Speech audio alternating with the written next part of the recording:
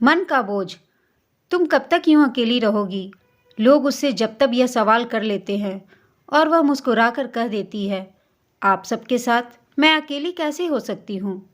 उसकी शांत आंखों के पीछे हलचल होनी बंद हो चुकी है। बहुत बोलने वाली वह लड़की अब सबके बीच चुप रहकर सबको सुनती है, जैसे किसी अहम जवाब का इंतजार हो उसे। सुधा ने दुनिया देखी थी। उसकी अनुभवी आंखें समझ रही थीं कि कुछ तो हुआ है जिसने इस चंचल गुड़िया को संजीदा कर दिया है।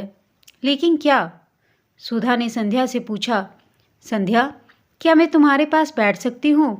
प्यार भरे स्वर में उन्होंने उससे पूछा। जरूर आंटी, यह भी कोई पूछने की बात है? मुस्कुराती हुई संध्या ने खिसक कर बेंच पर उनके बैठने के लिए जगह बना दी। कैसी हो? क्या चल रहा है आजकल? सुधा ने बात शुरू करते हुए पूछा। बस आंटी, वही रूटीन, कॉलेज, पढ़ाई, संध्या ने जवाब दिया। आप सुनाइए आंटी। बस बेटा, सब बढ़िया है। आजकल कुछ न कुछ नया सीखने की कोशिश कर रही हूँ। चश्मे को नाक पर सही करते हुए सुधा ने कहा। अरे वाह, क्या सीख रही हैं इन दिनों? संध्या ने कृत्रिम उत्साह दिखाते हुए कहा, जिसे सुधा समझकर भी अनदेखा कर गई। बस यही कि उन अपनों को कैसे अपना बनाया जाए जो मुझे अपना कहते हैं पर अपना समझते नहीं। सुधा ने लंबी सांस भरी और चश्मा ऊपर बालों में टिकाते हुए संध्या की आंखों में आंखें डालकर अपनत्व भरे लहजे से कहा। सुधा की बात सुनकर संध्या की नजरें भी सुधा के चेहरे पर गिर गईं। भावुक नजरों से वह उनकी तरफ देखने लगी, जैसे वह कुछ समझने की भरपूर कोशिश कर रही हो। उसका गला भर गया। कुछ हिचकिचाते हुए रुंधे स्वर में वह बोली, नहीं आंटी जी, जैसा आप समझ रही हैं ऐसी कोई बात नहीं है। बस मैं अपना दुख बताकर किसी और को दुखी नहीं करना चाहती। सुधा ने कहा, बेटा, क्या मैं समझती नहीं हूँ? पति के निधन के बाद यूँ अकेले ज़िंदगी काटना आसान नहीं होता। जब तुम्हारे पति के रोड एक्सीडेंट की खबर सुनी तो मन दहल गया था। 2 दिन तक गले के नीचे एक कौर तक नहीं उतरा था मेरे। और संदीप ने तो अपने आप को कमरे में ही बंद कर लिया था। बड़ी मुश्किल से उसने स्वयं को संभाला था। संध्या अचंभित होकर बस सुधा की बातें सुन रही थी। उसके मन में उथल पुथल मची हुई थी। यह क्या कह रही हैं आंटी जी? ऐसा क्यों? मुझे कुछ समझ नहीं आ रहा है। संदीप का यूँ कमरे के अंदर खुद को बंद कर लेना। आंटी जी प्लीज़ खुलकर बताइए, आखिर आप कहना क्या चाहती हैं? उन्हें बीच में टोकते हुए विस्फारित नज़रों से संध्या ने पूछा। बेटी, लखनऊ से ट्रांसफ़र लेकर जब हम दोबारा इस शहर में आए तो तुम्हारे बारे में हमें सब पता चला। जब तुम्हारे घर गई तो पता चला कि तुम यहाँ हो, इसलिए तुमसे मिलने यहाँ चली आई। सुधा ने हौले से संध्या का हाथ अपने हाथ में ले लिया और बोलना जारी रखा। बेटी, संदीप तुम्हें बहुत चाहता है। उसने कई बार तुमसे अपने दिल की बात बतानी चाहिए, पर तुम तो जानती ही हो कि वह कितना शर्मीला है। कभी किसी लड़की से बात नहीं करता। तुम जब भी कभी निम्मी के साथ घर आती थी तो वह किचन में मेरी मदद करने के लिए दौड़ आता और तुम्हें देखने के बहाने मेज पर नाश्ता भी खुद लगाता था। वह मन ही मन तुम्हें चाहने लगा था बेटी। तुम्हारा नाम सुनते ही उसका चेहरा टमाटर की तरह लाल सुर्ख हो जाया करता था।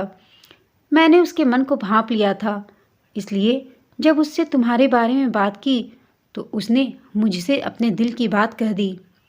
बेटा, किसी अच्छे मौके पर तुमसे इस विषय पर बात करके हम तुम्हारी मम्मी पापा से मिलने की सोच ही रहे थे, लेकिन शायद ईश्वर की कुछ और ही इच्छा थी। तुम्हारी शादी तय हो गई। एक ओर सुधा बोले जा रही थी और दूसरी ओर संध्या की आंखों से भर भर कर आंसू बह रहे थे।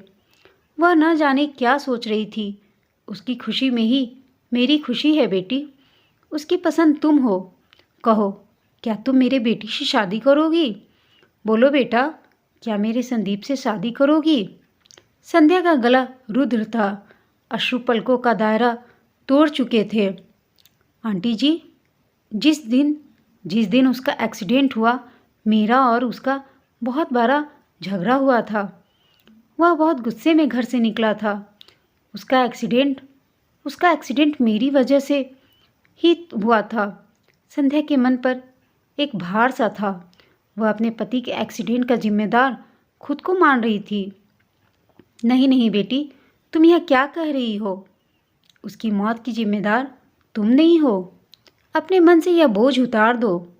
संध्या बेटा, जीवन और मृत्यु उस ऊपर वाले के हाथ में है। वह सबको गिनकर सांसें देता है और सांसें पूरी हो जाने के बाद वह उन्हें अपनी शरण में ले लेता है। इसमें तुम्हारा कोई दोष नहीं है। यह सब किस्मत का खेल है बेटा। संध्या ने वहीं बैठ गई और काफ़ी देर तक जमीन में अपना सिर गिराए रोती रही। सुधा चाहती थी कि संध्या आज जी भर कर रो ले ताकि उसका दर्द पिघल कर पूरी तरह से बह जाए। इसलिए उसने भी उसे रोने से नहीं रोका। रो ले बेटा, आज जी भर कर रो ले, क्योंकि मैं नहीं चाहती कि मेरी होने वाली बहू की आंखें दोबारा कभी नम हो। माँ, सिसकते हुए संध्या सुधा से लिपट गई। शायद संध्या के मन का बोझ अब उतर चुका था।